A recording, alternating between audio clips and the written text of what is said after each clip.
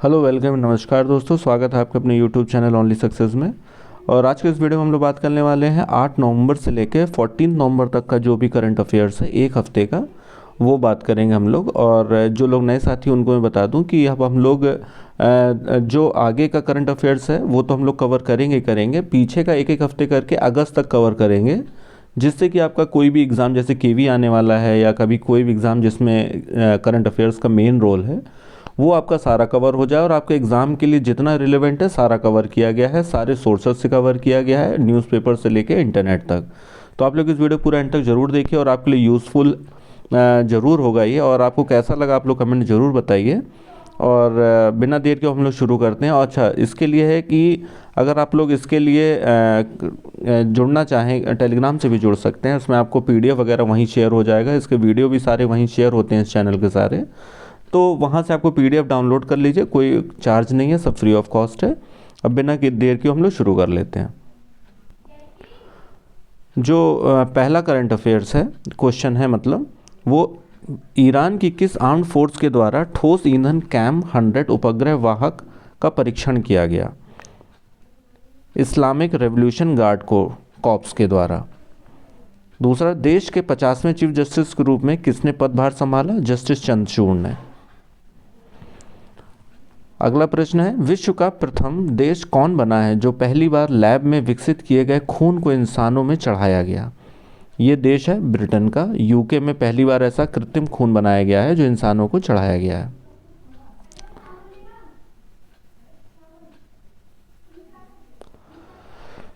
किस देश ने सर्वप्रथम अंतरिक्ष स्पेस स्टेशन पर प्रजनन पर शोध करने के लिए बंदर को भेजने की तैयारी की है? सही उत्तर है चीन। अगला प्रश्न है, हाल ही में किन दो खिलाड़ियों ने BWF पैरामेडिकल विश्व चैंपियनशिप में फाइनल में स्वर्ण पदक जीते? उन खिलाड़ियों के नाम है प्रमोद भागवत और मनीषा रामदास। अच्छा, कहीं कहीं आपको थोड़ा सा ही लिखने में थोड़ा गलती हो सकता है, मिल जाए, क्योंकि ये टाइपिंग एरर है, तो इसको थोड़ा सा आप लोग मैनेज कर लीजिए। बाकी इसमें फैक्चुअली पूरा सही है डॉक्यूमेंट, इसमें कोई भी एरर नहीं है। बस कहीं कहीं थोड़ा सा टाइपिंग एरर की वजह से थोड़ा सा आपको अशुद्धि मिल सकती है लिखने में। बाकी फैक्चुअली और करंट अफेयर्स पूरा एकदम अप टू डेट है, उसके लिए आप लोग निश्चिंत रहें। किस राज्य सरकार का स्थापना दिवस 9 नवंबर 2022 को मनाया जाएगा? उत्तराखंड। ये आपको पता है कि जो ये उत्तराखंड, छत्तीसगढ़ और झारखंड 3 राज्य बनाए गए थे 2000 में, और उसी क्रम में जो है सबकी अलग अलग तिथियां हैं। और अब पिछली बार हम लोगों ने पढ़ा था जो करंट अफेयर्स था पिछले हफ्ते का, उसमें हम लोगों ने पढ़ा था अगले स्टेट का, ये हम लोग पढ़ रहे हैं उत्तराखंड का। इसमें 9 नवंबर 2022 को इसका स्थापना दिवस मनाया जाएगा। अगला प्रश्न है, मॉक हमले के लिए किन दो देशों ने विजिलेंट स्टॉर्म सैन्य अभ्यास की शुरुआत की? अमेरिका और दक्षिण कोरिया। विजिलेंट स्टॉर्म सैन्य अभ्यास ये किसके किसके बीच है? अमेरिका और दक्षिण कोरिया के बीच में है। उत्तराखंड गौरव सम्मान 2022 से किसे सम्मानित किया गया? राष्ट्रीय सुरक्षा सलाहकार अजीत डोभाल समेत 10 व्यक्तियों को उत्तराखंड गौरव सम्मान 2022 से नवाजा जाएगा। तो ये कहाँ का किसको किया गया है? सुरक्षा सलाहकार जो अजीत डोभाल हैं, इनके साथ 10 व्यक्ति और भी हैं जिनको गौरव सम्मान से, उत्तराखंड गौरव सम्मान से सम्मानित किया जाएगा।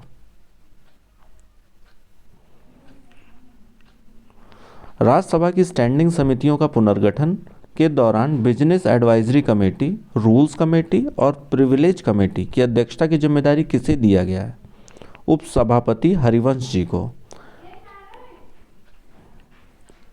फिक्की के अध्यक्ष संजीव मेहता के स्थान पर किसे नए अध्यक्ष के रूप में चुना गया है? शुभकांत पांडा को।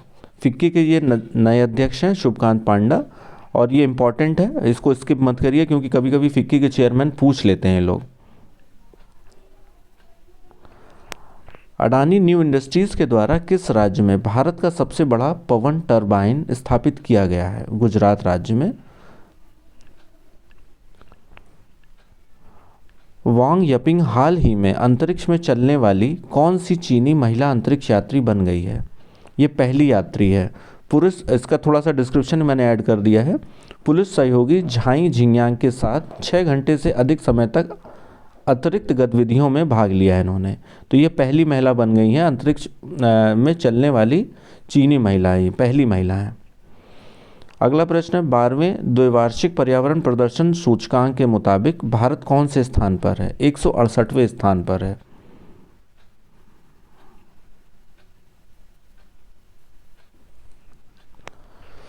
केंद्र सरकार ने हाल ही में कर्नाटक के फल बेचने वाले हरेकला हजब्बा को भारत के कौन से सबसे प्रमुख नागरिक सम्मान पद्मश्री सम्मान से सम्मानित किया है? चौथा, हरकिला हजब्बा को यह सम्मान शिक्षा के क्षेत्र में सामाजिक कार्य करने के लिए दिया गया है।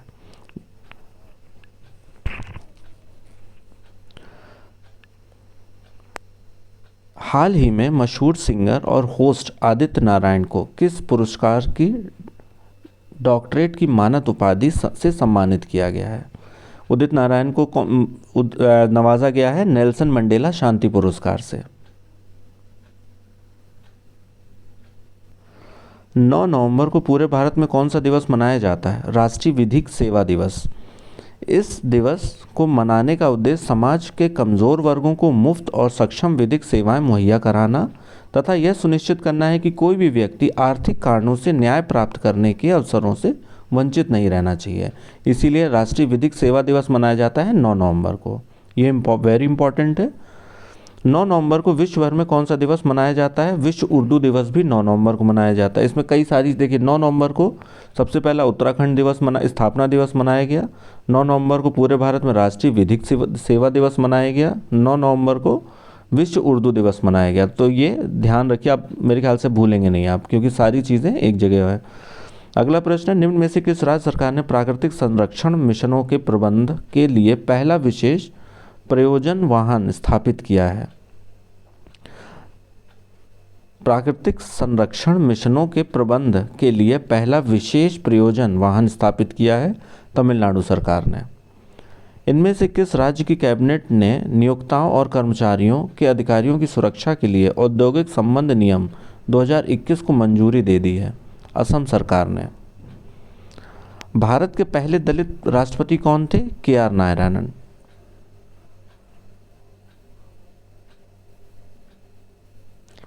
अगला प्रश्न देख लें, QS university ranking for Asia 2023 में उत्तर प्रदेश का कौन सा विश्वविद्यालय शीर्ष पर रहा?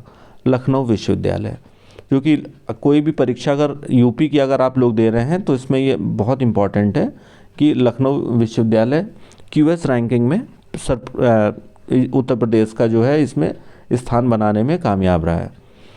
अगला प्रश्न है हाल ही में विश्व में सबसे अधिक 10वें ICC पुरस्कार जीतने वाले पहले खिलाड़ी बने हैं विराट कोहली।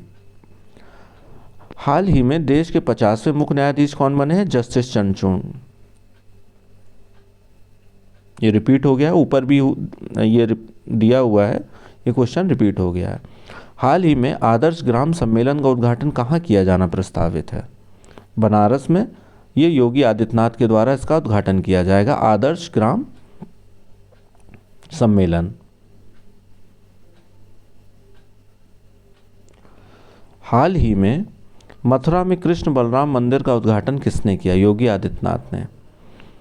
हाल ही में 2023 में प्रवासी भारतीय दिवस सम्मेलन किस राज्य में आयोजित किया जाना प्रस्तावित है? मध्य प्रदेश में। 17वां, अच्छा इसका थोड़ा सा डिस्क्रिप्शन भी है। 17वां प्रवासी भारतीय दिवस सम्मेलन का आयोजन 8 से 10 जनवरी 2023 को इंदौर मध्य प्रदेश में किया जाएगा। इसमें गयाना के राष्ट्रपति मोहम्मद इरफान अली मुख्य अतिथि होंगे। ये बहुत इंपॉर्टेंट है, ये गयाना के राष्ट्रपति इसमें मुख्य अतिथि होंगे और ये इंदौर में मनाया जाएगा। हाल ही में अंतर्राष्ट्रीय हॉकी महासंघ का नया अध्यक्ष किसे चुना गया? तैयब इकराम को। हाल ही में विश्व की पहली वैदिक घड़ी भारत के शहर में स्थापित की जाएगी? उज्जैन में।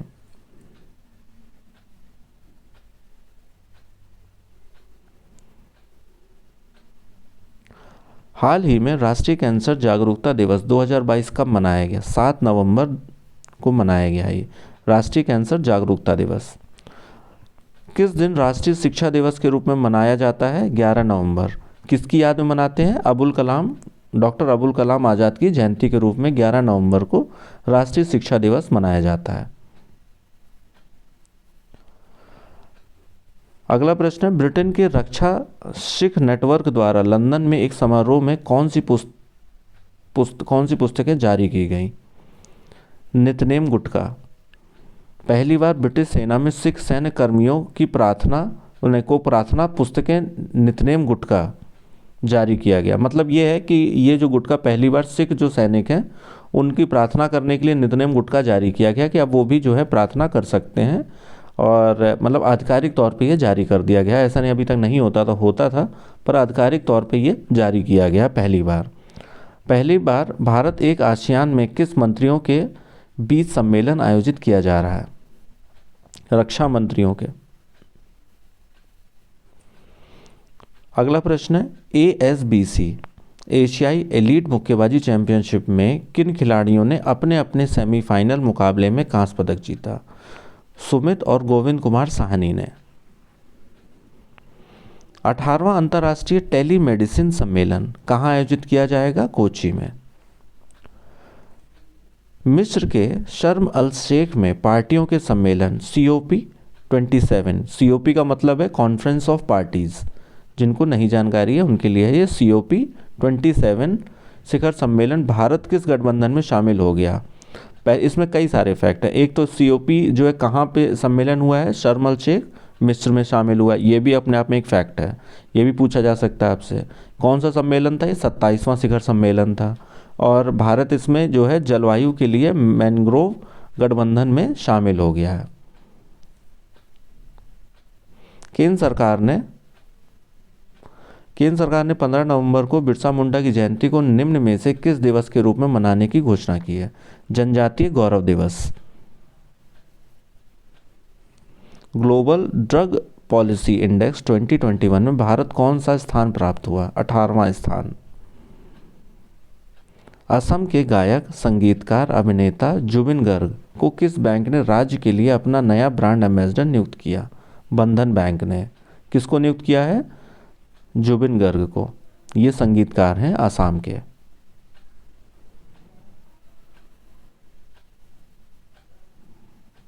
हाल ही में किस राज्य सरकार ने निर्माण कार्यों में लगे श्रमिकों की सहायता के लिए श्रमिक मित्र योजना शुरू की? दिल्ली सरकार ने श्रमिक मित्र योजना शुरू की है।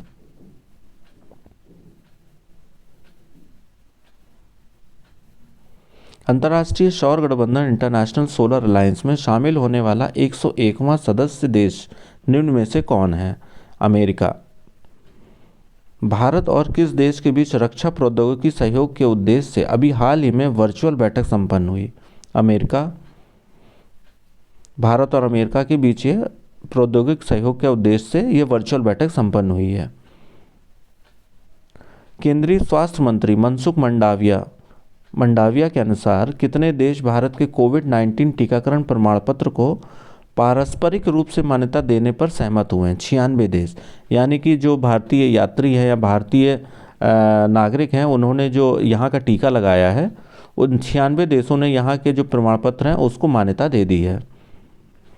कौन सा देश अंतर्राष्ट्रीय सौर गठबंधन का 101वां देश बना? US। ये रिपीट हो गया थोड़ा सा। ICC T20 बल्लेबाजी रैंकिंग में शीर्ष क्रम का भारतीय बल्लेबाज कौन है? KL राहुल।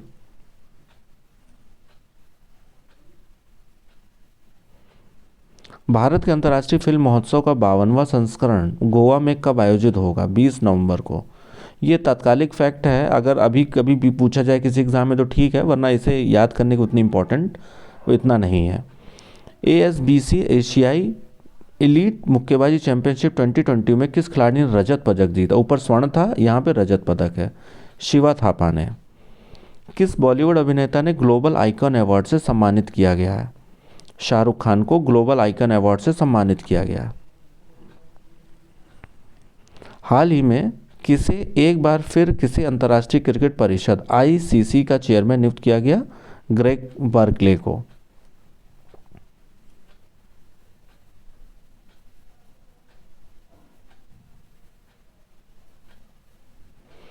हाल ही में भारत और फ्रांस की वायु सेनाओं के बीच कौन सा अभ्यास जोधपुर में संपन्न हुआ है?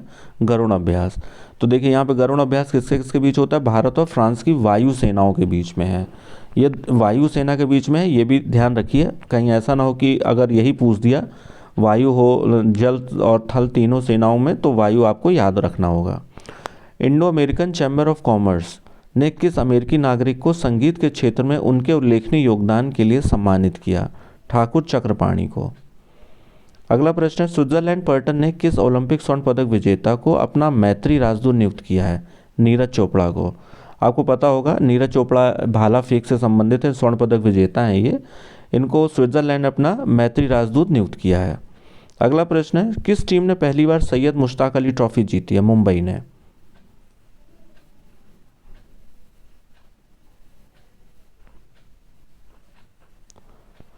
T20 वर्ल्ड कप 2022 में कौन सी क्रिकेट टीम विजेता रही? इंग्लैंड विजेता रही है। T20 विश्व कप 22 में इंग्लैंड ने पाकिस्तान को 5 विकेट से हराकर 2022 का चैंपियन जीता। अब पूछा जाए उप विजेता कौन रही, तो उत्तर होगा पाकिस्तान। विजेता इंग्लैंड रही है T20 वर्ल्ड कप में। अगला प्रश्न, भारत में 14 नवंबर को बाल दिवस किन की जयंती मनाई जाती है? हालांकि बहुत ही बेसिक था, पर ये इंपॉर्टेंट करंट अफेयर्स इसलिए ऐड कर दिया मैंने इसको।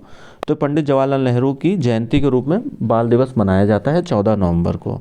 और शिक्षा दिवस मनाया जाता है डॉक्टर मौलाना अबुल कलाम आज़ाद की जयंती के रूप में, ऊपर प्रश्न के रूप में दिया हुआ है। और बिहार के किस बिजली संयंत्र को स्वर्ण शक्ति अवार्ड दिया गया है? कहलगांव बिजली संयंत्र को स्वर्ण शक्ति अवार्ड दिया गया है। डायबिटीज़ मधुमेह बीमारी के बारे में जागरूकता फैलाने के लिए विश्व मधुमेह दिवस कब मनाया जाता है? 14 नवंबर को। अब इसमें थोड़ा सा डिस्क्रिप्शन है। WHO ने वर्ष 1991 अंतर्राष्ट्रीय मधुमेह दिवस मनाने की घोषणा की थी। डायबिटीज़ कब मनाया जाता है? 14 नवंबर को।